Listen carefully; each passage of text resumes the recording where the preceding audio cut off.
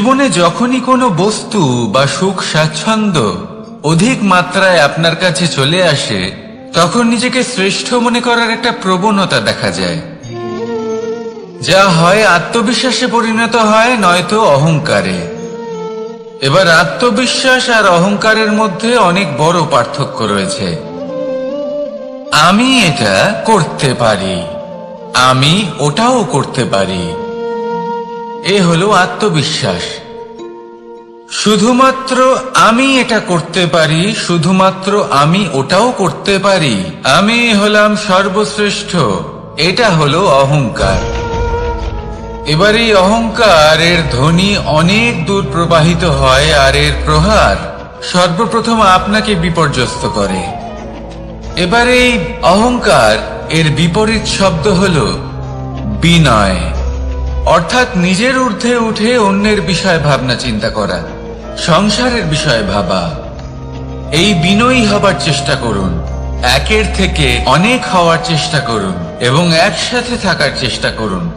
নিশ্চিত রূপেই আপনি বিকাশের কারণ হবেন। মত্ততা থেকে নিজেকে দূরে রাখুন, অহংকার থেকে নিজেকে দূরে রাখুন। এই মন প্রসন্ন হয়ে বলবে, রাধা রাধা। জীবনে যখন কোনো ব্যক্তি নিজের লক্ষ্য প্রাপ্তির জন্য নিরন্তর পরিশ্রম করতে থাকেন, চেষ্টা করতে থাকেন, তখন তিনি কষ্ট অনুভব করেন, কখনো শারীরিক কষ্ট, কখনো মানসিক কষ্ট। এবার উনি এটা ভাবতে থাকেন যে আমি কি উচিত করছি নাকি অনুচিত করছি। কারণ অন্যদিকে এমন একজন ব্যক্তিও আছেন যিনি একদমই পরিশ্রম চেষ্টা করছেন না। তিনি মদিরা পান করেন, বিলাসিতায় জীবন কাটান, অলস প্রকৃতির হয়ে ওঠেন, নিদ্রাতে বিলীন হয়ে থাকেন আর ভাবেন যে তিনি সুখ লাভ করছেন। কিন্তু এরকম কেন হয়?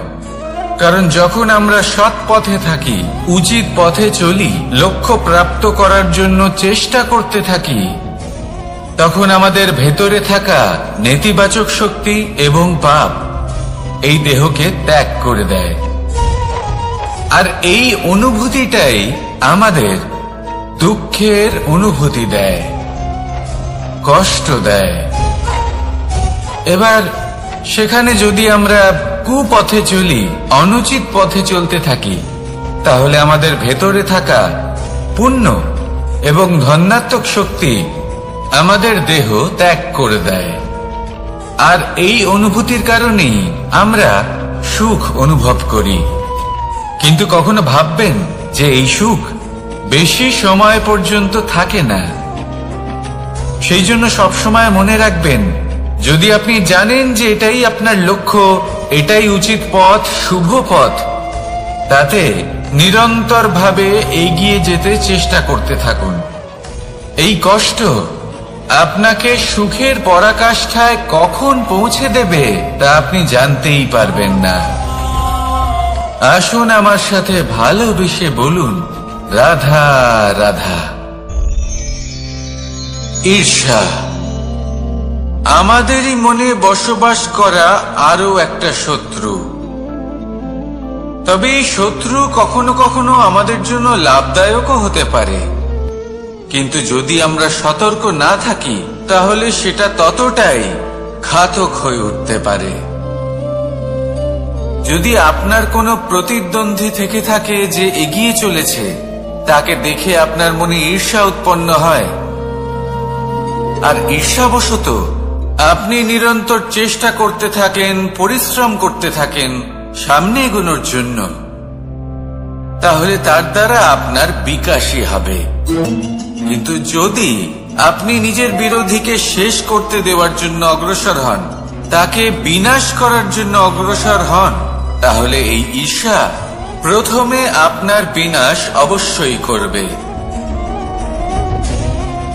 একটা কথা আছে, এটা পশু প্রবৃত্তি, আপনি শুধুই নিজের বিকাশের কথা ভাববেন। তিনিই হলেন প্রকৃত মানুষ, যিনি অন্য মানুষের জন্য প্রাণও দিতে পারেন। এই ঈর্ষা যদি আপনাকে বিকাশের পথে নিয়ে যেতে পারে তাহলে খুবই ভালো। যদি আপনাকে অন্য কাউকে বিনাশ করে দেওয়ার পথে অগ্রসর করে তাহলে তার থেকে দূরে থাকাই ভালো। যেমন ধরুন, আপনার কাছে একটা সুচ আছে, যার দ্বারা আপনি ছেঁড়া কাপড়ও সেলাই করতে পারবেন বা অন্য কারোর পাত্রে ছিদ্র করে দিতে পারবেন। আপনি কি চাইবেন, নিজের বিকাশ নাকি অন্য কারোর বিনাশ? সিদ্ধান্ত আপনারই। আসুন আর আমার সাথে ভালোবেসে বলুন, রাধা রাধা। বিষ এবং অমৃত, এর ভিত্তিতেই সংসার চক্র চলতে থাকে। যখন সমুদ্র মন্থন হয়েছিল তখন এই দুই প্রাপ্ত হয়েছিল। প্রথমে বিষ পাওয়া গেল, তারপর অমৃত। জীবন মন্থন করলেও এগুলো লাভ করা যায়। এবার এই যে বিষ, তা হলো অমৃতের থেকে অনেক বেশি শক্তিশালী এবং সেই জন্যই অনেক বেশি ঘাতকও। এবার বোঝার চেষ্টা করি এই বিষ আসলে কি। যে কোনো বস্তু বা কোনো ভাব যদি মাত্রার থেকে বেশি পরিমাণে আপনার কাছে থাকে, প্রয়োজনের থেকে বেশি আপনার কাছে থাকে, তাহলে সেটা আপনার কাছে বিষ সমান হতে পারে। তা সে ধন হোক, শক্তি হোক, সম্মান হোক, ইত্যাদি ইত্যাদি। যদি আপনার কাছে এমন কিছু থেকে থাকে যা মাত্রার থেকে বেশি পরিমাণে আপনার কাছে আছে, তাহলে তাকে ভাগ করতে শিখুন। যদি আপনি ভাগ করতে শিখে যান, তাহলে এই বিষই আপনার জন্য অমৃতে পরিণত হবে, আর তাদের কাছেও অমৃত সমান হয়ে উঠবে যাদের এই সাহায্যের প্রয়োজন। তাহলে ভাগ করে নিতে শিখুন আর আমার সাথে ভালোবেসে বলুন, রাধা রাধা। কোনো বাড়িতে, কোনো পরিবারে যখন কারোর জন্ম হয়, তখন তা কত সুখের মুহূর্ত হয়। সেই ছোট্ট সন্তান যখন কিছুটা বড় হয়, সে হাঁটার চেষ্টা করে, আর সেই প্রক্রিয়াতেও খুব বড় একটা শিক্ষা লুকিয়ে রয়েছে, ঠেলে দেওয়া। যখন আপনি হাঁটতে চান, সামনে এগোতে চান, তখন আপনি কি করেন? নিজের পায়ের তলার যে মাটি, তাকে আপনি পেছনে ঠেলে দেন। ব্যাস, এই একই জিনিস তো জীবনেও শিখতে হবে। এবার যদি আপনি জ্ঞানের পথে অগ্রসর হতে চান, তাহলে অজ্ঞানতাকে পেছনে সরিয়ে দিতে হবে। যদি আপনি প্রকাশের দিকে এগোতে চান, তাহলে অন্ধকারকে পেছনে সরিয়ে দিতে হবে। যদি আপনি ভবিষ্যতে সফল হতে চান, তাহলে অতীতের যে অসফলতাগুলিকে পেছনে সরিয়ে দিতে হবে। যে জল বইতে বইতে থেমে যায়, তাকে আমরা নালা বলে থাকি। তার থেকে দুর্গন্ধ বের হয়। কিন্তু যে জল বইতেই থাকে, তাকেই আমরা পবিত্র জল বলি। তাহলে আপনিও কর্ম করতে থাকুন, কখনো থামবেন না, আর আমার সাথে ভালোবেসে বলুন, রাধা রাধা। যোগাসন। যোগাসনে আসন অত্যন্ত গুরুত্বপূর্ণ। এবার আমি বলবো সবথেকে শ্রেষ্ঠ আসন কোনটি। আশ্বাস। নিজেকে আশ্বস্ত করতে থাকুন যে আমি আছি, সব ঠিক হবে, যা হচ্ছে ভালোর জন্য হচ্ছে। এই আশ্বাস আপনাকে জীবনে এমন ধনাত্মক বিশ্বাস দেবে যে আপনি বড় বড় সমস্যার সমাধান করতে পারবেন। এবার যদি কথা বলি সবথেকে কঠিন সময়ের, তাহলে সেটা হলো বিচ্ছেদের। যা মা সীতাকে সহ্য করতে হয়েছে শ্রীরামের জন্য, রাধা কৃষ্ণকেও সহ্য করতে হয়েছে। যে ব্যক্তি বিচ্ছেদের সময় সঠিক পথে চলে এসেছে, সে জীবনে অনেক শ্রেষ্ঠ স্থানে অবশ্যই পৌঁছতে পারবে। এবার যদি কথা বলি সবথেকে জরুরি এবং গুরুত্বপূর্ণ সময়ের, তাহলে সেটা হলো সংযোগ। সকলকে সাহায্য করতে থাকুন। আপনি অন্যদের সাহায্য করে তাদের যত আনন্দ দিতে পারবেন, ততটাই আনন্দ আপনারও জীবনে অবশ্যই আসবে। আসুন আর আমার সাথে ভালোবেসে বলুন, রাধা রাধা। কামবোধ, এটাই আপনার অন্তরের প্রথম শত্রু। বেশিরভাগ মানুষই কামবোধ বলতে লালসা বোঝেন, কিন্তু এটা সম্পূর্ণ সত্য নয়। কামের আসল অর্থ হল কামনা। এটা খুবই সহজ ব্যাপার। মনুষ্য শরীর থাকলে, মানুষের মন থাকলে এই কামনা অবশ্যই থাকবে। এবার এটাই দেখতে হবে যে এই কামনা নেতিবাচক কামনা নাকি ইতিবাচক কামনা। অন্য কারোর জিনিসে নজর দেওয়া, অন্য কোনো মানুষের উপর নজর দেওয়া, কোনো অনুচিত বস্তুর দিকে নজর দেওয়া, এই নেতিবাচক কামনা। আর এই দুষ্কামনা মানুষকে দিয়ে অপকর্ম করাবেই করাবে। তাই মনে রাখবেন, যে ব্যক্তি নিজের কামনাকে নিয়ন্ত্রণে রাখতে পারেন তিনি সঠিক পথেও থাকেন, সঠিক লক্ষ্যে পৌঁছতেও পারেন। যিনি কামনা নিয়ন্ত্রণে রাখতে পারেন না তিনি তার পথও হারিয়ে ফেলেন এবং লক্ষ্যচ্যুতও হন। তাই মনে রাখবেন, নিজের কামনাগুলিকে নিয়ন্ত্রণে রাখুন। কাম নামক এই শত্রুর ওপর বিজয় লাভ করুন। আর আমার সাথে ভালোবেসে বলুন, রাধা রাধা। ক্রোধ, আপনার অন্তরের আরো একটা শত্রু। এই ক্রোধ আসলে কি? আপনার মনের এক ভাবনা, যা আপনার মনেই উৎপন্ন হয়। এই মন আত্মার সাথে যুক্ত থাকে। এখন একটা ভাবনা যা আত্মার সাথে যুক্ত থাকে তাকে অনুচিত কেন বলা হয় সেটা বোঝার চেষ্টা করুন। ক্রোধ কখনো কখনো জরুরি হয়, বিশেষ রূপে তখন যখন আপনি সঠিক পক্ষে দাঁড়িয়ে রয়েছেন এবং সামনের ব্যক্তি অধর্মের পক্ষে রয়েছেন আর বিনম্রভাবে মানছেন না। যেমন শ্রীরাম ক্রুদ্ধ হয়েছিলেন সাগরের ওপর। ওটা উচিত ছিল, আর তা ততক্ষণই উচিত যতক্ষণ আপনি ক্রোধকে নিয়ন্ত্রণ করছেন। যদি ক্রোধ আপনাকে নিয়ন্ত্রণ করতে শুরু করে তাহলে পরিস্থিতি এমনও হতে পারে, ধরুন একজন ব্যক্তির প্রতি ক্রোধের কারণে আপনি তার ক্ষতি করতে চান। আপনি একটা কয়লা হাতে নিলেন আর সেই কয়লা সামনের ব্যক্তির ক্ষতি করার পূর্বে আপনার হাত জ্বালিয়ে দেবে। ব্যাস, ক্রোধ এটাই করে। সর্বপ্রথম আপনার ক্ষতি করে, আপনার বিবেক হরণ করে নেয়। আপনি আপনার নিয়ন্ত্রণ হারিয়ে ফেলেন আর সবকিছু নষ্ট হয়ে যায়। বেশিরভাগ মানুষ ক্রোধে এমন সিদ্ধান্ত নেন যে সেটা তাদেরই বিনাশের কারণ হয়ে দাঁড়ায়। আর কিছু মানুষ বলেন যে আমাদের জীবনে এত যন্ত্রণা আছে, এত সংকট আছে যে ক্রোধ উৎপন্ন হবেই। আর এরকম সময় এটাই উচিত হবে যে আপনি নিজেকে ক্রোধের থেকে দূরে রাখুন আর তারপর সমস্যার নিবারণ করুন। আর এই নিবারণই আপনার জীবনকে একটা শ্রেষ্ঠ স্তরে পৌঁছে দেবে।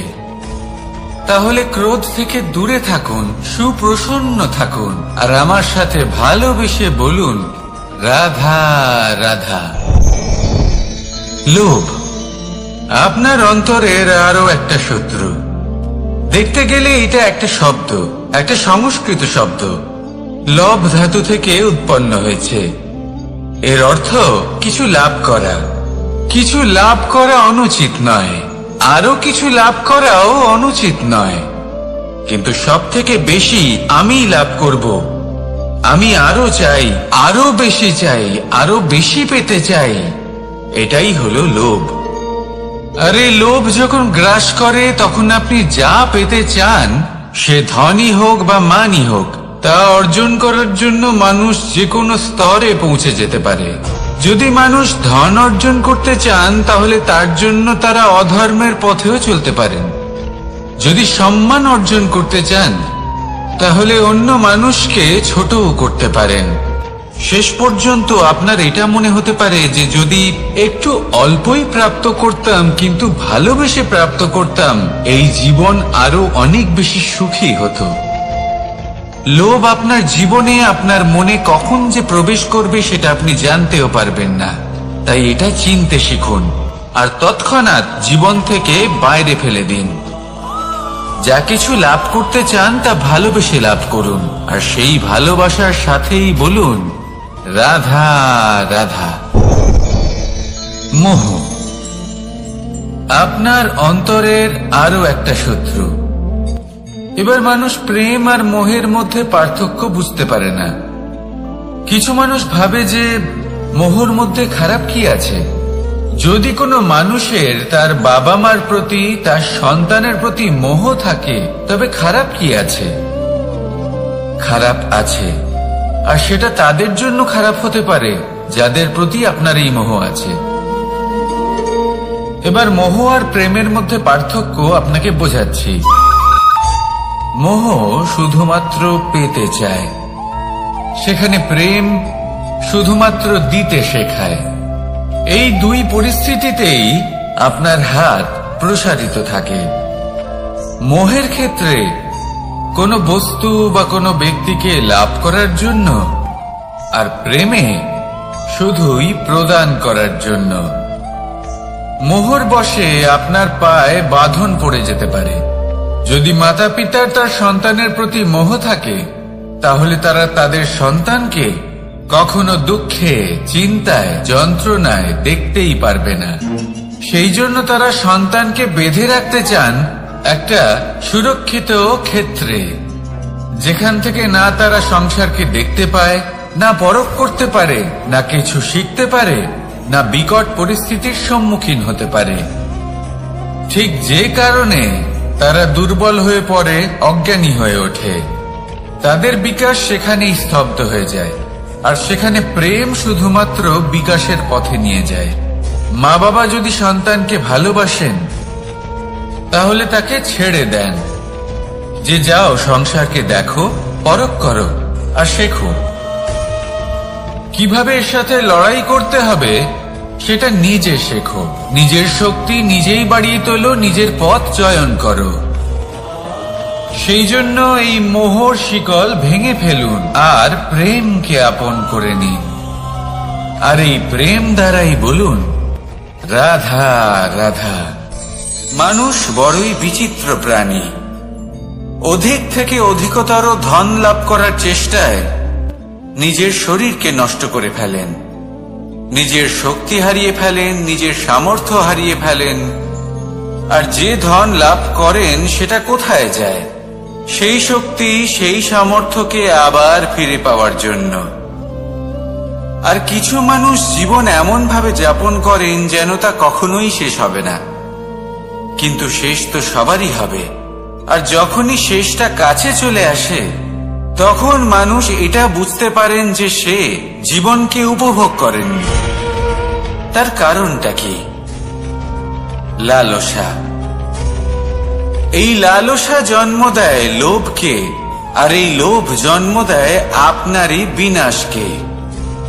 সেই জন্য আজ আপনার কাছে যা কিছু আছে, যেমনটা আছে, তার সাথে জীবন যাপন করুন, পূর্ণরূপে যাপন করুন। আপনার কাছে যতই ধন, শক্তি, মান থাকুক, তা সবার মধ্যে ভাগ করতে শিখুন। ভাগ করলে ভালোবাসা বাড়ে, আর এই ভালোবাসা দ্বারা জীবন আরো সুখময় হয়ে ওঠে। তাহলে আসুন আর আমার সাথে ভালোবেসে বলুন রাধা রাধা। জ্ঞান এবং অহংকার, এই দুইয়ের মধ্যে সম্পর্ক কোথায়? সম্পর্ক ঠিক সেরকম যেরকম হাত এবং কাঁকনের, যেমন চোখ এবং দৃষ্টির সম্পর্ক।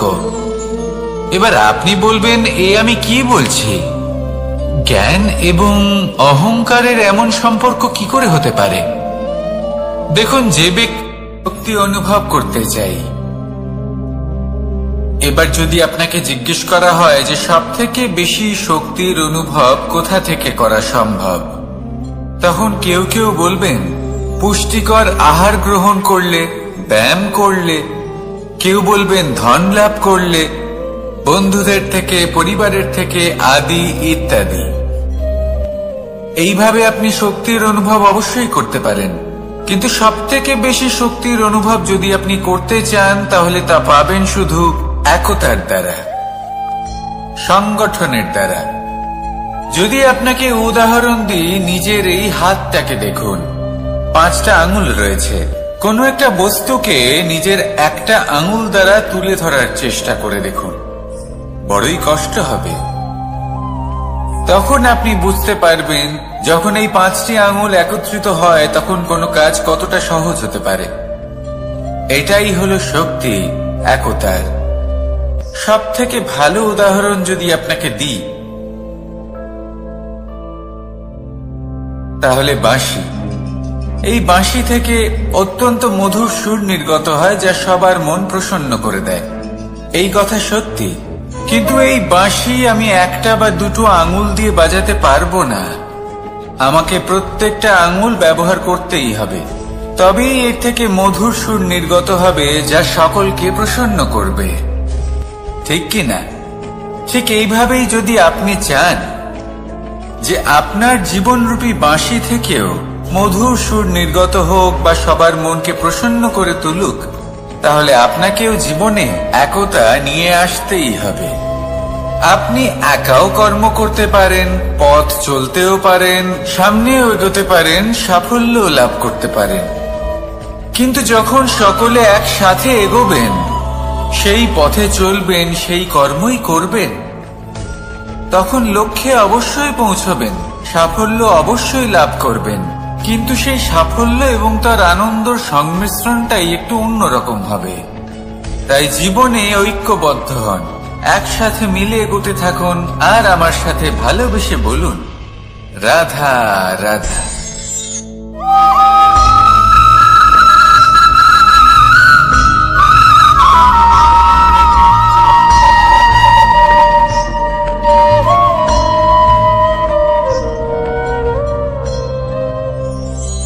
আমাদের শরীর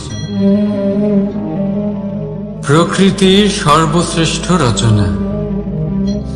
যে অঙ্গ প্রত্যঙ্গ আমরা লাভ করেছি, প্রত্যেকটির মধ্যে একটি নিজস্ব বার্তা রয়েছে। একটু ভেবে দেখুন, দুটি চোখ দিয়েছে দেখার জন্য, দুটি কান দিয়েছে শোনার জন্য, নাসিকাও আছে দুটি, দুটি হাত দিয়েছে দ্বিগুণ পরিশ্রম করার জন্য। কিন্তু জীব শুধুমাত্র একটি। তার উপরেও তীক্ষ্ণ বলিষ্ঠ দাঁত দিয়েছে তার রক্ষার জন্য। কখনো ভেবে দেখেছেন কেন?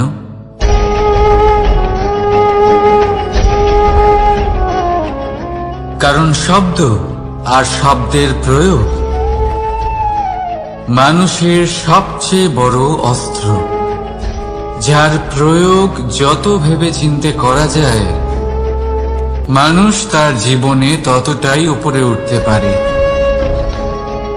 তাহলে মনে রাখুন, দেখুন, শুনুন আর বুঝুন বেশি, বলুন কম।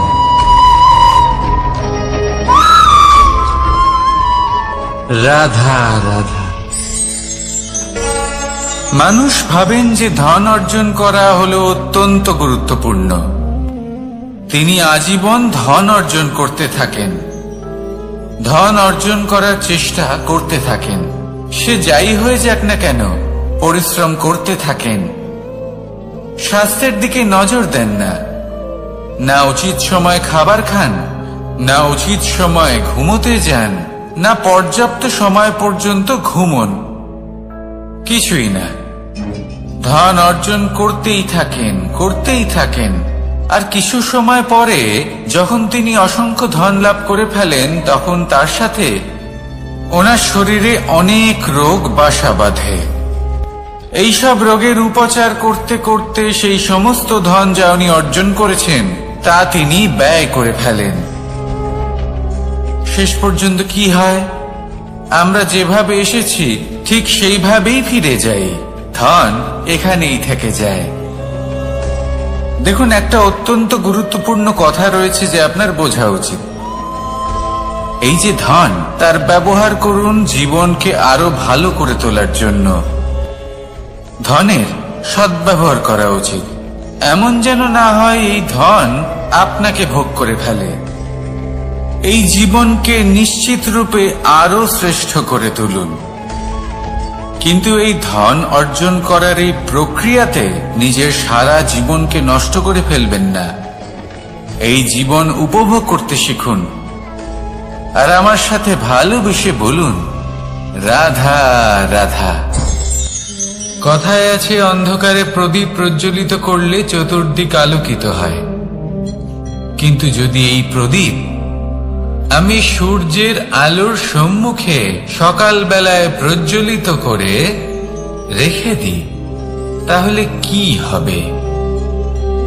আপনি বলবেন যে এটা করে তো কোনো লাভই হলো না। সূর্যের প্রকাশের সামনে এই প্রদীপ আসলে কিছুই নয়। এবার এই চিন্তা ভাবনা প্রত্যেক দিন করতে হবে, আর একটা অমূল্য শিক্ষা পেতে হবে। মনে করুন যে আপনি মহাপুরুষের সামনে বসে আছেন, কোন মহাজ্ঞানীর সামনে, তাহলে সেই ব্যক্তির সামনে নিজের জ্ঞানের প্রদীপ প্রজ্বলিত করবেন না। নীরব থাকুন, আর সেই ব্যক্তির সূর্যের প্রকাশের মতো জ্ঞান প্রাপ্ত করুন। যতটা পারবেন জ্ঞান লাভ করুন। যদি এমন কোন সময়, এমন কোন স্থানে আপনি আছেন যেখানে চতুর্দিক অন্ধকার, কারোর কাছেই জ্ঞান নেই, সেখানে নিজের জ্ঞানের প্রদীপ প্রজ্বলিত করুন। এমন করলে দুদিক থেকেই আপনার লাভ হবে। আপনার জ্ঞান প্রাপ্তিও হবে, আর জ্ঞানের সঠিক প্রয়োগও করতে পারবেন। আর এই মন প্রসন্ন হয়ে বলবে, রাধা রাধা। মানুষের মধ্যে একটা বিচিত্র প্রবৃত্তি থাকে, অন্য সকলের বিষয়ে, তাদের জীবনের বিষয়ে, তাদের ব্যক্তিত্বের বিষয়ে, তাদের ভবিষ্যতের বিষয়ে অনুমান করা। এটা হলো অনুচিত। কারোর অতীতকালকে দেখে লোকে ভবিষ্যৎ বলে দিতে পারেন, বর্তমানকে দেখে ভবিষ্যতের বিষয়ে অনুমান করে ফেলেন।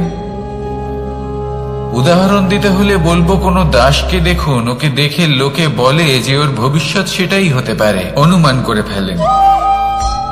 আর এই রাজাকে দেখুন, উনি তো কত সুখী হবেন, উনি তো জগতের সব থেকে অধিক সুখী মানুষ, কত সুখ সুবিধা আছে ওনার কাছে, ধারণা করে ফেলেন। তবে সত্য তো এটাই যে কারোর ব্যক্তিত্বের বিষয়ে, তাদের ভবিষ্যতের বিষয়ে আপনি পূর্ণ সত্য কখনোই বলতে পারবেন না, শুধু অনুমান করতে পারবেন। আর এই অনুমান করে সত্যি কোনো লাভ হয় না, কারণ এই কাল সেটা হলো অত্যন্ত শক্তিশালী। কালো থেকে কালোতর কয়লাকেও হিরেতে পরিণত করতে পারে, অনেক বড় বড় রাজাকেও বিদূষক বানিয়ে ফেলতে পারে এক মুহূর্তেই। তাহলে আপনি অনুমান করে কি লাভ? কি পেলেন অনুমান করে? সেই জন্য কারোর বিষয়ে কোনো অনুমান করবেন না, তার ভবিষ্যতের বিষয়ে অনুমান করতে যাবেন না, কারোর বিষয়ে কোনো ধারণা করে নেবেন না। কিছু করতে হলে ভালোবাসুন, সবার মধ্যে ভালোবাসা ছড়ান, সবার মধ্যে ধন্যাত্মক ভাব ছড়ান। এই মন প্রসন্ন হয়ে বলবে, রাধা রাধা। কেউ বলে জীবন খুব ক্ষণস্থায়ী, কেউ বলে জীবন হলো একটা সুন্দর স্বপ্নের মতো, আবার কেউ বলবে জীবন হলো এক কঠোর সত্য। কিন্তু জীবন আসলে কি? জীবন হলো আপনারই প্রতিবিম্ব, একটা দর্পণ। অর্থাৎ আপনি জীবনকে সেইভাবেই পাবেন যেরকম আপনি নিজেকে প্রতিপন্ন করবেন। যদি আপনি দর্পণের দিকে তাকিয়ে হাসেন, তাহলে আপনি সামনে হাসি মুখী দেখতে পাবেন। এবার যদি আপনি গম্ভীর হয়ে থাকেন, তাহলে আপনি একজন রুষ্ট ব্যক্তি দেখতে পাবেন। শেষে সব থেকে বেশি গুরুত্বপূর্ণ হলো আপনার চেষ্টা। আপনাকে সবসময় চেষ্টা করতে হবে যাতে আপনি নিজেকে প্রসন্ন এবং ইতিবাচক মনোভাবে রাখেন। এটা হলো আপনারই উত্তরদায়িত্ব, তাকে পালন করুন। এই মনকে প্রসন্ন রাখুন, এই সংসারকে সুন্দর বলে মনে হবে। আর এই মন প্রসন্ন হয়ে বলবে, রাধা রাধা। মানুষের একটি সমস্যা আছে যে মানুষ সাফল্যকে মাপতে থাকেন, লক্ষ্যপ্রাপ্তিকে মাপতে থাকেন এবং তার তুলনা করতে থাকেন যে ও এত কিছু পেল আর আমি পেলাম না, ওর কাছে এত কিছু আছে কিন্তু আমার কাছে নেই। এই তুলনা করার জন্য ওনারা দুঃখী হয়ে পড়েন, নিরাশ হয়ে পড়েন। তাই আমি একটা প্রশ্ন করছি যে এটা কি উচিত? এই সংসারে আপনি কি নিয়ে তুলনা করবেন, যেখানে সূর্যদেব চন্দ্রমা দুজনেই আছেন, দুজনেই হলেন বিশেষ, দুজনেই নিজ নিজ সময়ে উদিত হন। এদের মধ্যে একজন না থাকলে তাহলে আমাদের জীবন কঠিন হয়ে পড়বে। ঠিক সেইভাবেই আপনি যদি একটা বড় রেখা অঙ্কন করেন তাহলে অন্য রেখাটি ছোট হয়ে পড়ে না, সে তেমনই থাকে যেমনটা সে ছিল। আপনার অস্তিত্ব কখনো ছোট বা বড় হতে পারে না। শুধু তুলনা করার জন্য আপনার এটা মনে হতে পারে। যদি আপনি যুদ্ধ করতে চান আপনার তলোয়ারের প্রয়োজন পড়বে। যদি বস্ত্র তৈরি করতে চান এত বড় তলোয়ার দিয়ে কিছুই হবে না, তখন প্রয়োজন পড়বে একটা ছোট্ট সূচের। তাই তুলনা করবেন না, না নিজেকে ছোট মনে করবেন না অন্য কাউকে। সবার সাথে সহযোগিতা করুন, আর যদি তুলনা করতেই হয় নিজের সাথে করুন, যে কাল আমি কেমন ব্যক্তি ছিলাম, আজ কি তার থেকে শ্রেষ্ঠ হয়ে উঠতে পেরেছি। ভেবে দেখুন ভবিষ্যতে গিয়ে আপনি কতটা শ্রেষ্ঠ ব্যক্তি হতে পারেন। আসুন আমার সাথে ভালোবেসে বলুন, রাধা রাধা। এই সংসারের সব থেকে গুরুত্বপূর্ণ তত্ত্ব কোনটা? প্রথম হলো সময়। জন্ম থেকে মৃত্যু পর্যন্ত এই যে সময়, এটাই তো হলো জীবন। দ্বিতীয় হলো জীবন, যাতে আমরা সময়ের সদ্ব্যবহার করি, শ্রেষ্ঠ থেকে শ্রেষ্ঠতর কাজ করার চেষ্টা করি। বহু বছরের এই পরম্পরা, এই সংস্কৃতিকে এগিয়ে নিয়ে যাওয়ার চেষ্টা করি। এই সংসারে আমরা অংশগ্রহণ করতে চেষ্টা করি। তৃতীয় হলো ধন, সেই ধন যা প্রত্যেক ব্যক্তি অর্জন করতে চেষ্টা করেন। এবার এই তিনটি তত্ত্বের মধ্যে একটা সামঞ্জস্য আছে, সমান ব্যাপার আছে। সে ধনই হোক বা সময় হোক বা হোক জীবন। আর সেই সমান ব্যাপার হলো যে যদি আপনি এটা গণনা করতে থাকেন তাহলে তা কমতে থাকে, যদি আপনি এটা ব্যবহার করেন তাহলে তা বাড়তে থাকে। একে সংগঠিত করে রাখতে চেষ্টা করলে এ হাত থেকে ফসকে যায়, কিন্তু যদি আপনি একে সামলে রাখতে শিখে যান তাহলে এমন কাজ করবেন যাতে সংসারের সাথে সাথে পরবর্তী প্রজন্ম লাভবান হবে। যদি কিছু শিখতে চান তাহলে সামলাতে শিখুন, গণনা করা বা সংগঠিত করা নয়। আসুন আর আমার সাথে ভালোবেসে বলুন, রাধা রাধা। এই সংসারে সাফল্য লাভ করার জন্য জ্ঞানের প্রয়োজন হয়, পরিশ্রমের প্রয়োজন হয়, দৃঢ় নিষ্ঠার প্রয়োজন হয়, নিরন্তর চেষ্টা করা প্রয়োজনীয়। কিন্তু আরো কিছু আছে যা অত্যন্ত প্রয়োজনীয় এবং গুরুত্বপূর্ণ। তা হলো ভালো বন্ধু। তাদের থাকা অত্যন্ত প্রয়োজনীয়। যদি ভালো বন্ধু থাকে তাহলে সময় এলে তারা ঢাল হয়ে আপনাকে সুরক্ষা করবেন। সময় এলে অস্ত্রের মতো শত্রুকে সংহারও করবেন। যদি তিনি জ্ঞানী হন, তাদের মধ্যে সদ্গুণ থাকে, তাহলে এই সব গুণ আপনার মধ্যেও প্রবেশ করবে। তাহলে সাফল্যের জন্য ভালো বন্ধু পাওয়া অত্যন্ত প্রয়োজনীয়। কিন্তু শুধু বন্ধু কেন, ভালো শত্রুও থাকা প্রয়োজনীয়। এবার আপনি ভাববেন, আমি কি বললাম? যদি আপনার জীবনেও ভালো অর্থাৎ শক্তিশালী শত্রু থাকে তাহলে আপনিও শক্তিশালী হতে থাকবেন। এই শত্রু আপনাকে প্রেরিত করবে আরো বেশি শক্তিশালী হয়ে ওঠার।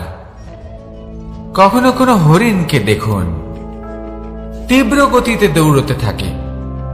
কেন তীব্র গতিতে দৌড়য়? এই কারণে নয় যে কোথাও তার জন্য মধুর ঘাস অপেক্ষা করে রয়েছে, না, সে এই কারণে তীব্র গতিতে দৌড়য় কারণ সেটা না করলে তার পেছনে একটি সিংহ আছে যে ওকে নিজের ভোজন করে ফেলবে। তাই জীবনে বিপদ, সংকট এই সবকিছুও হলো অত্যন্ত গুরুত্বপূর্ণ। তার সম্মুখীন হতে শিখুন আর আমার সাথে ভালোবেসে বলুন, রাধা রাধা। পুরুষার্থ। শাস্ত্রে 4 ধরনের পুরুষার্থের কথা বলা হয়েছে। প্রথম হলো ধর্ম। আপনি কি জানেন এই ধর্ম আসলে কি? আপনার কি মনে হয় ধর্ম আসলে কি? কোনো বিশেষ ঈশ্বরকে মানাই কি ধর্ম বলা হয়, নাকি কোনো বিশেষ রীতি পালন করাই হলো ধর্ম, নাকি কোনো বিশেষ সাহিত্যকে সর্বশ্রেষ্ঠ মনে করাই হলো ধর্ম?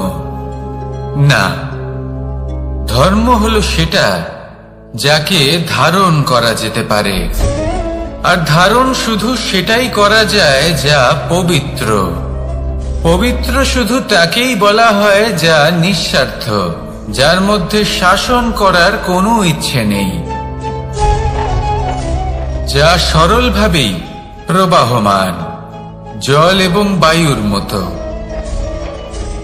যখন কোনো ব্যক্তি ধর্মকে ধারণ করেন এবং সেই ধর্ম সেই ব্যক্তিকে রক্ষা করে, তখন তাকে ধর্ম বলা হয়।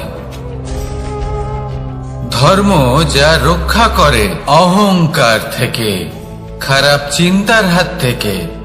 সেই জন্য পুরুষার্থ গড়ে তোলার আগে, ধর্ম পালন করার আগে ধর্মের প্রকৃত অর্থ কি সেটা বুঝে নিন। এটা জেনে রাখুন যে সমস্ত ধর্মের আধার, সমস্ত ধর্মের ভিত শুধুমাত্র ভালোবাসা। আসুন আর এই ভালোবাসার সাথেই বলুন, রাধা রাধা। কখনো কোনো বাগানের কোনো বৃক্ষকে দেখেছেন যেখানে সুগন্ধি ফুল থাকে, রসালো ফল থাকে? তখন মন প্রফুল্ল হয়ে ওঠে, মন থেকে সেই বৃক্ষের প্রতি ভালোবাসা জন্মায়। কিন্তু যিনি বাগানের মালিক, শুধুমাত্র তিনিই জানেন যে কিভাবে এই বৃক্ষকে আগলে রাখতে হয়, কিভাবে তার পরিচর্যা করলে এতে সুন্দর সুগন্ধি ফুল হবে, রসালো ফল হবে।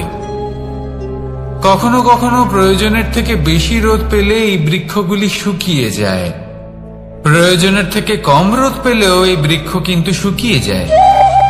প্রয়োজনের থেকে কম জল যদি পায়, এই বৃক্ষ শুকিয়ে যেতে পারে। প্রয়োজনের থেকে অতিরিক্ত জল যদি পায়, তখনও এই বৃক্ষের শিকড়গুলি নষ্ট হয়ে যেতে পারে। এবার এটাই কিন্তু আমাদের সংসারের সাথেও হয়। আমাদের সংসারের সকল প্রতিভাশালী ব্যক্তি, যেমন লেখক, বিচারক, প্রবক্তা, যোদ্ধা, এদের সবার ক্ষেত্রে এই কথাটাই প্রযোজ্য। যদি বেশি প্রশংসা করা হয়, তাহলেও এরা হারিয়ে যাবেন। প্রয়োজনের থেকে বেশি যদি নিন্দা করা হয়, তখনও তারা নত হয়ে পড়বেন। তাহলে আজ আমি এদের রক্ষা করব কাহিনী শোনাবো, নিজেদেরও।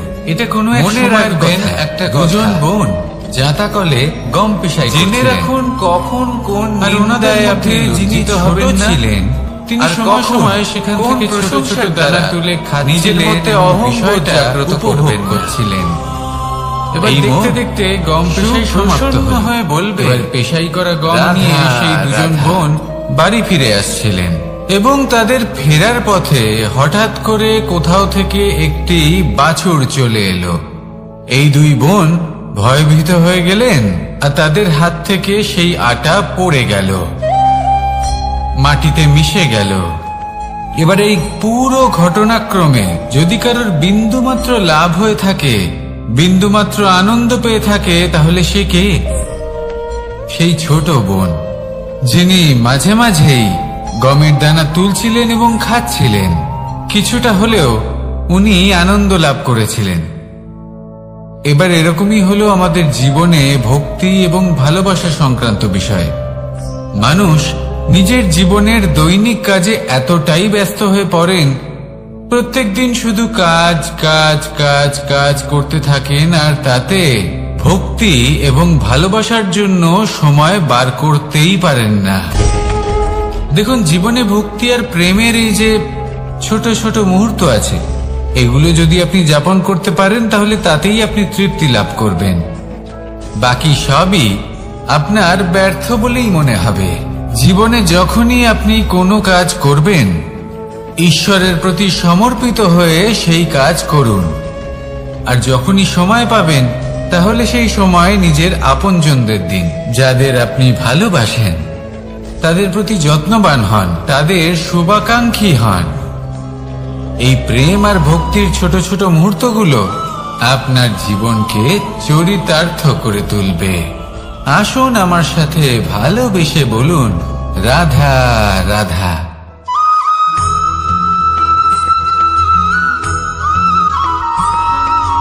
অনেক সময় আমরা জীবনে অনেক মানুষকে এমন বলতে শুনে থাকি যে আমি অসফল হয়েছি কারণ আমার সময় ভালো যাচ্ছিল না। আমি এই জিনিসটা লাভ করতে চাইছিলাম কিন্তু করতে পারলাম না কারণ আমার সময়টা ভালো যাচ্ছিল না। আমি আমার জীবনে ওই মহান কাজটা করতে চাইছিলাম কিন্তু করতে পারলাম না। কেন? কারণ আমার সময়টা ভালো যাচ্ছিল না। কিন্তু যে মুহূর্তে ভালো সময় আমার জীবনে আসবে, আমি সব কিছু প্রাপ্ত করব। এমন প্রায় প্রত্যেকেই বলেন। আসুন একটা কথা বোঝা যাক। একজন মালিকে দেখুন, সে প্রত্যেক দিন গাছের সেবা করে, তাকে জল দেয়, তার যত্ন আত্তি করে। কেন? প্রত্যেক দিন সেই গাছ ফল দেয় না।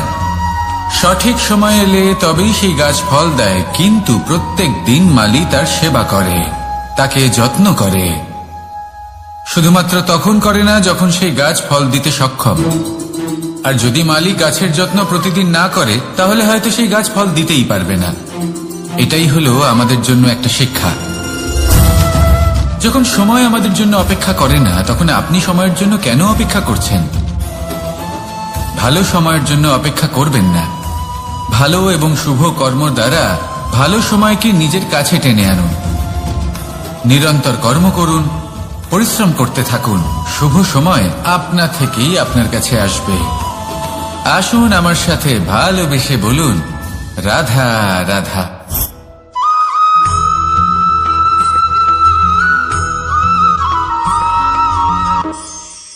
প্রতীক্ষা, প্রয়াস, এই দুই জীবনের অভিন্ন অঙ্গ। দেখতে গেলে আমরা জীবনে কারোর না কারোর প্রতীক্ষা অবশ্যই করি। সে কোনো ব্যক্তি হোক বা সময় হোক বা কোনো ভাবনা, সবকিছুই হতে পারে। আর দেখতে গেলে সব সময় কেউ না কেউ কিছু প্রয়াসও করে চলেছে। যেমন সাফল্য আসার প্রতীক্ষা, বিফলতা যাতে না আসে তার জন্য প্রয়াস। সুখ আসার প্রতীক্ষা, দুঃখ যাতে না আসে তার জন্য প্রয়াস। এবার প্রতীক্ষা আর প্রয়াসের মধ্যে এক ঘনিষ্ঠ সম্পর্ক রয়েছে, আর তা হল যিনি প্রতীক্ষা করেন তিনি ঠিক তাই পান যা একজন প্রয়াস করা ব্যক্তি পেছনে ফেলে আসে। তাই প্রতীক্ষা নয়, প্রয়াস করুন। এই প্রয়াসের মধ্যেই সুখের চাবিকাঠি রয়েছে। রাধা রাধা।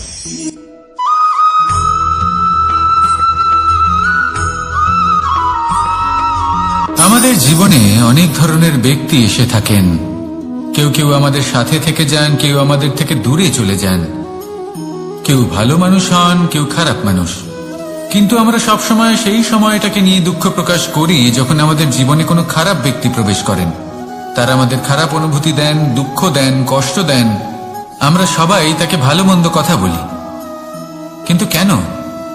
এমন বিভিন্ন ধরনের মানুষ, খারাপ মানুষ, ভালো মানুষ সবার জীবনেই আসেন। এবং সকলকেই একটা অমূল্য শিক্ষা দান করে যান।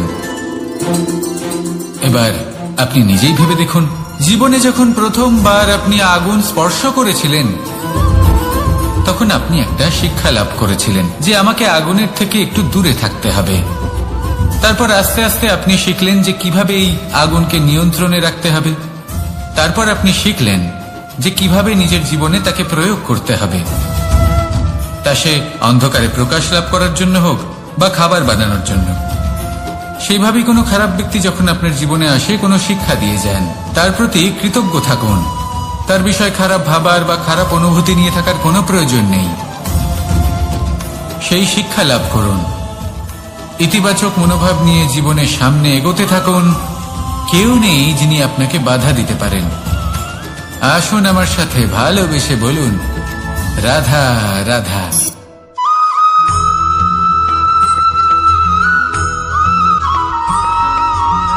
মানুষ কর্ম করেন। আমি বারংবার বলি যে ফলের আশা করবেন না। তাও মানুষ কোথাও না কোথাও নিজের কর্মের বদলে কোনো না কোনো ফলের আশা অবশ্যই রাখেন। কখনো তিনি সফল হন, কখনো অসফল। সেই জন্যই আমি বলি যে ফলের আশা কখনো রাখবেন না, কারণ সাফল্য বা অসফলতা মনের মধ্যে রাখলে কখনো কোনো লাভ হয় না। যদি সাফল্য মনের মধ্যে রাখেন তাহলে অহংকার জন্ম নেবে। যদি অসফলতা মনের মধ্যে রাখেন তাহলে এক হীনমন্যতায় আপনি ভুগবেন, যা দিয়ে কোনো শুভকর্ম হবে না। সেই জন্য শুধুই কর্ম করে যান, কর্মেই মগ্ন থাকুন। আর আসুন আমার সাথে ভালোবেসে বলুন, রাধা রাধা।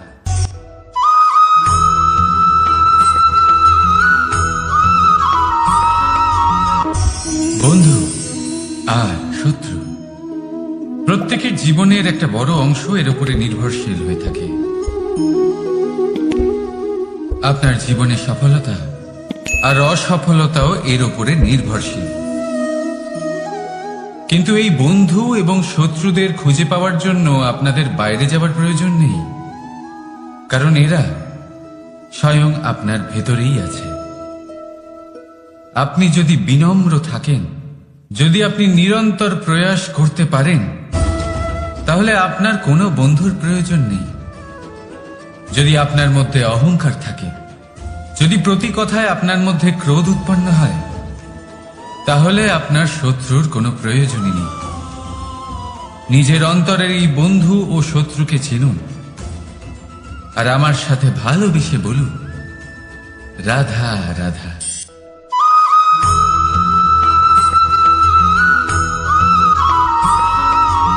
সংসারে সকলে উঁচুতে উঠতে চায়, কেউ নত হতে চায় না। সবাই এটা মনে করে যে নত হওয়ার অর্থ হলো তাদের আত্মসম্মান এবং অহংবোধের বিরুদ্ধাচরণ করা। তাদের মনে হয় যে যদি আমরা নত হই, সংসার আমাদের দুর্বল মনে করবে, তাদের শৌর্য এবং তাদের ব্যক্তিত্বের অপমান হবে। কিন্তু এটা কি সত্যি? প্রত্যেকবার নত হওয়ার অর্থ কি সম্মানহানি হওয়া? কখনোই নয়। আপনি নিজের জীবনকেই দেখে নিন। আপনার কোনো অমূল্য জিনিস যদি নিচে পড়ে যায় তাহলে তাকে কিভাবে তোলেন? সেই বস্তুকে তোলার জন্য আপনাকে নত হতেই হবে। আপনি বড়দের আশীর্বাদ কিভাবে লাভ করেন? আপনি নত হয়ে তবেই তাদের আশীর্বাদ লাভ করতে পারেন, তাই না? ভেবে দেখুন, আপনি একটা পথে হাঁটছেন, আপনি দেখতে চাইছেন যে আপনি সঠিক পথে হাঁটছেন কিনা, পায়ের নিচে কাঁটা পড়ে আছে কিনা। কিভাবে দেখবেন? আপনাকে সেই মাথা নত করেই দেখতে হবে। এর অর্থ কি? অর্থ খুব সহজ। প্রত্যেকবার নত হওয়া অনুচিত নয়, সেটা কোনোভাবেই সম্মানহানি নয়। পরিস্থিতি অনুসারে এবং যেখানে প্রয়োজন আপনি নত হতে শিখে গেলে আপনি অনেক কিছুই লাভ করতে পারবেন। জ্ঞান, মান, গুণ, বিশ্বাস। সেই জন্য প্রয়োজন এবং পরিস্থিতি অনুসারে নত হতে শিখুন, এতে অনুচিত কিছুই নেই। আত্মসম্মান থাকা অত্যন্ত প্রয়োজনীয়, কিন্তু তা যেন কখনো অহংকারে পরিণত না হয়। এই বিষয়ে অবশ্যই নজর রাখবেন এবং আমার সাথে ভালোবেসে বলবেন, রাধা রাধা।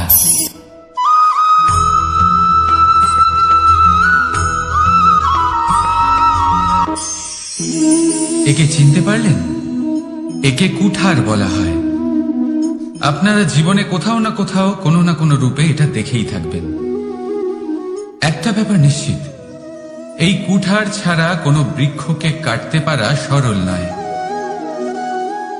এবার আপনি কখনো এটা ভেবেছেন, এই কুঠার, এর এই অংশ, এর মুখটাই যদি না থাকে তাহলে কি হবে? এ শুধুমাত্র কোনো বৃক্ষই নয়, তার কোনো ডালও কাটতে সক্ষম হবে না। এবারে ভাবুন, এই শুকনো কাঠের হাতল এ আমরা কোত্থেকে পেলাম? কোনো এক বৃক্ষ থেকেই। সেই ডাল যাকে কেটে ফেলা হয়েছিল এক বৃক্ষকে কাটার জন্য, এই ডালই শস্ত্ররূপে প্রস্তুত। আমাদের জীবনে আমাদের প্রিয়জন, আমাদের আপনজন যখন সময় কখনো কখনো তাদের সঙ্গ না দেয়, যদি তারা দৈন্য দশায় থাকেন তাহলে তাদের সঙ্গ কখনো ছাড়বেন না। ওনাদের প্রয়োজন শুধুমাত্র মনোবল, তা তাদের দিন। তাদের সাহায্য করা আপনার কর্তব্য। হয়তো তাদের সাথে থেকে আপনার কোনো লাভ হবে না, কিন্তু তাদের দূরে থাকাতে আপনার ক্ষতি অবশ্যই হতে পারে। সর্বদা সাহায্য করুন। সঠিক সময় আসলে তা আপনার সহায়ক অবশ্যই হবে। রাধা রাধা।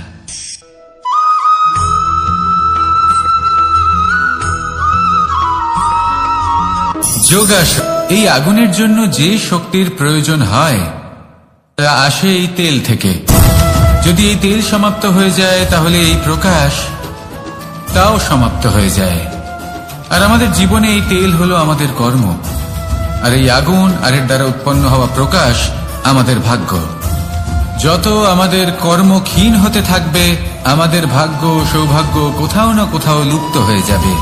যে উজ্জ্বল ভবিষ্যৎ আমরা চাইছি তা কখনো লাভ করতে পারবো না যদি কর্ম না করি। ঠিক যেমন তেল ছাড়া অগ্নি উৎপন্ন হয় না, তেমনি কর্ম ছাড়া সৌভাগ্য হয় না। আর যেমন কর্ম তেমন ভাগ্য। তাই সবসময় কর্ম করতে থাকুন, কর্ম করা থামাবেন না। আর আমার সাথে ভালোবেসে বলুন, রাধা রাধা।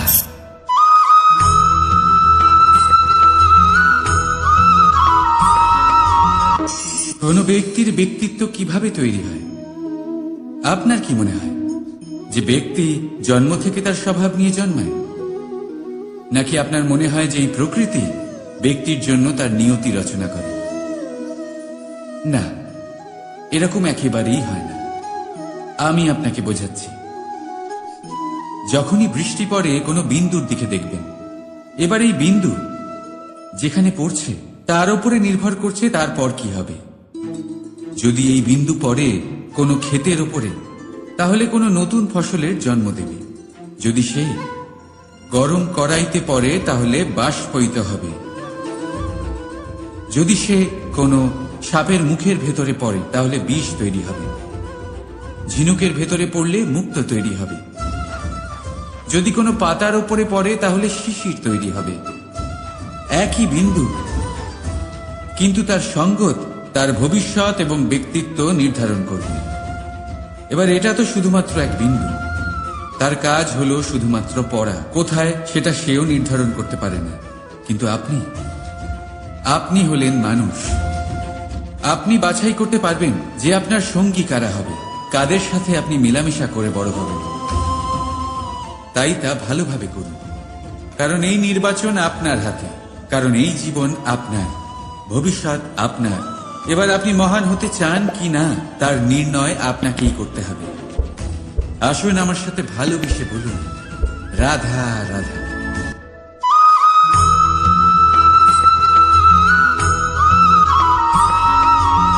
ভয়ের সাথে আমরা সবাই পরিচিত, কষ্টও আমরা সবাই পেয়েছি। কখনো কখনো আমরা অসুস্থ হয়ে পড়ি, আর এমন সময় হলে মাতার মমতা, কখনো বাবার স্নেহ, কখনো বন্ধুদের পাশে থাকার অনুভূতি আমাদের রোগ নিরাময়ে সাহায্য করে। কখনো যদি আমরা নিরাশ হয়ে পড়ি, তখন যদি আমাদের কোনো আপনজন আমাদের দুটো ভালো কথা বলে, তখন আমাদের মনোবল বেড়ে যায়। ঠিক তেমন সংসারের এই রঙ্গমঞ্চে যদি আপনি পীড়িত অনুভব করেন, কিছু শুভ কথা আলোচনা করুন। কিছু স্তুতি গান করুন। কিছু মুহূর্তের জন্য হলেও নিজের ইষ্টদেবের কথা স্মরণ করুন আর প্রার্থনা করুন। সাহস বাড়বে, শক্তিও বৃদ্ধি পাবে এবং সামনে এগিয়ে চলার পথও দেখতে পাবেন। তখন এই মন প্রসন্ন হয়ে বলবে, রাধা রাধা।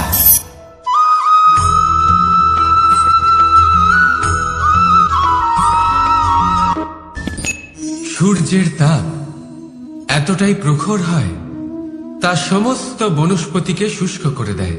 পুকুর হোক, নদী হোক, সরোবর হোক, সমস্ত শুষ্ক হয়ে যায়। কিন্তু আপনি কখনো শুনেছেন সূর্যের তাপে সমুদ্র শুকিয়ে গেছে?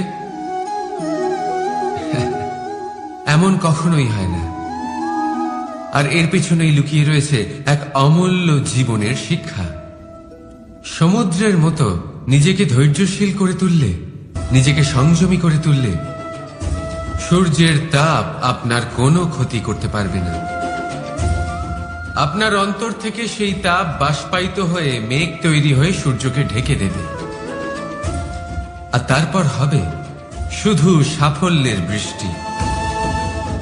তাহলে আসুন আর আমার সাথে ধৈর্যের সাথে বলুন, রাধা রাধা।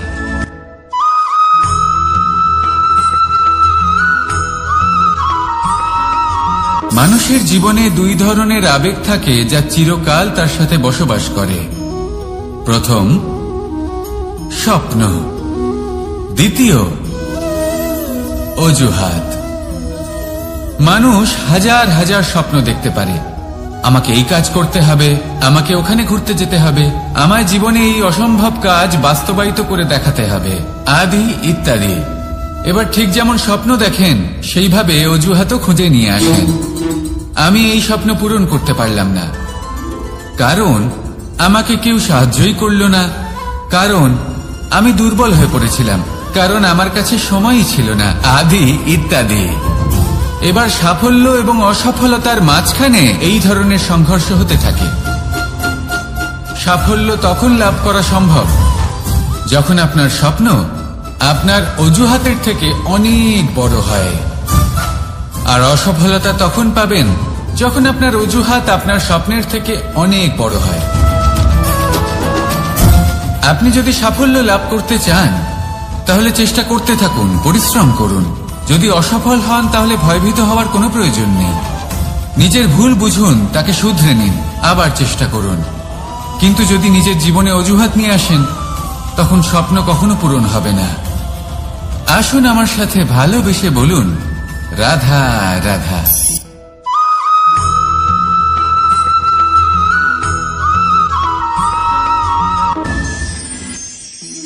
মানুষ অসুস্থ কেন হন?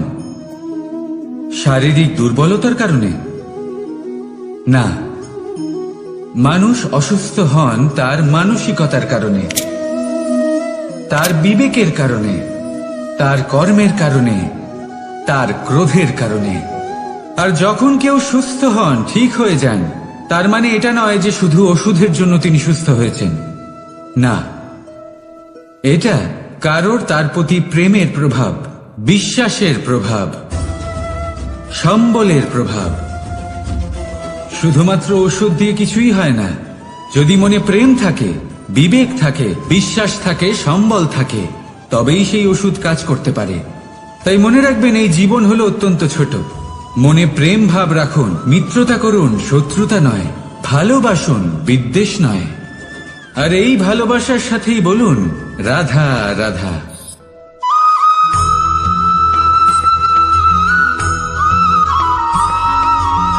জীবন কিসের উপর নির্ভরশীল? ধনের ওপর, বৈভবের ওপর, নিঃশ্বাসের ওপর?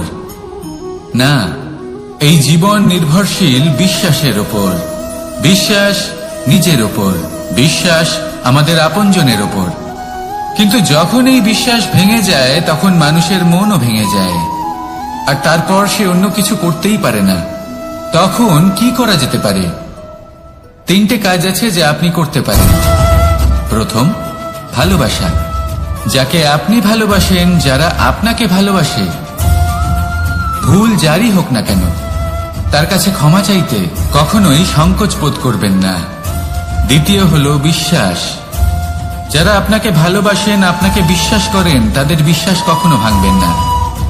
তৃতীয় হলো আশা। যারা আপনাকে ভালোবাসেন, আপনাকে বিশ্বাস করেন, তাদের আশা আপনার সাথে জড়িত। তাদের থেকে কখনো কিচ্ছু লুকোবেন না। এই তিনটে কাজ করুন আর এই জীবন সুপ্রসন্ন হয়ে বলবে, রাধা রাধা।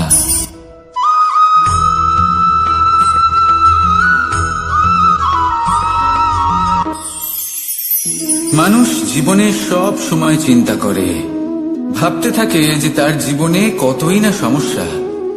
তারপরে নিজের আশেপাশে দেখে আর ভাবে যে সবাই কত প্রসন্ন, শুধু আমার জীবনেই সমস্যা আছে। কিন্তু বিষয়টা তা নয়। শুধু প্রত্যেক ব্যক্তিরই নয়, প্রত্যেক প্রাণীরও জীবনে সমস্যা আছে। এবার মানুষ একটা পাখিকে দেখে এটাই ভাবে যে এদের জীবন কতটা সহজ। কোনো দেশেরই সীমারেখা এদের ওপর লাগু হয় না। কোথায় থাকবে সেই নিয়েও কোনো ভাবনা নেই। কত শান্তির জীবন এদের। তারপর সে একটা পিঁপড়েকে দেখে আর এটা ভাবে, কি অসাধারণ, এদের তো সারা জীবনই মাটির উপরেই অতিবাহিত হয়, খাবারটাও মাটিতেই পেয়ে যায়। কি শান্তির জীবন এদের। কিন্তু যখন কোনো ঝড় আসে, তখন সবার আগে সেই পাখির বাসাটাই ঝড়ে ভেঙে যায়। এই পাখি যে শাখাতেই গিয়ে বসে পড়ুক, তাদের উপর সবসময় সংকট থাকে যে ওপর থেকে কোনো বড় পাখি এসে তাদের উপর প্রহার না করে, তারা নিজেদের প্রাণ না হারায়। আর যদি কথা বলি পিঁপড়েকে নিয়ে, এদের উপর সবসময় সংকট থাকে যে কোনোভাবে বাতাস বা জল এদের ভাসিয়ে না নিয়ে যায়, কোনো প্রাণী ওকে পা দিয়ে পিষে না দেয়, এই পিঁপড়ে পিষ্ট হয়ে না মারা যায়। দেখুন, সমস্যা প্রত্যেকের জীবনে রয়েছে আর এই সমস্যা আসতেই থাকবে। এর অর্থ এটা নয় যে এই সমস্যার সম্মুখীনই হওয়া যায় না, এর সমাধানও সম্ভব নয়। প্রত্যেক সমস্যার সমাধান অবশ্যই আছে, শুধু শান্ত মনে সেটা খুঁজে বের করতে হবে। তাহলে সেটাই করুন। প্রত্যেক সমস্যার সমাধান করতে থাকুন। যত সমাধান করবেন, জীবন আনন্দময় হয়ে উঠবে। যদি সমাধান না করেন, তাহলে আজীবন দুঃখই পেতে থাকবেন। আসুন আমার সাথে ভালোবেসে বলুন, রাধা রাধা।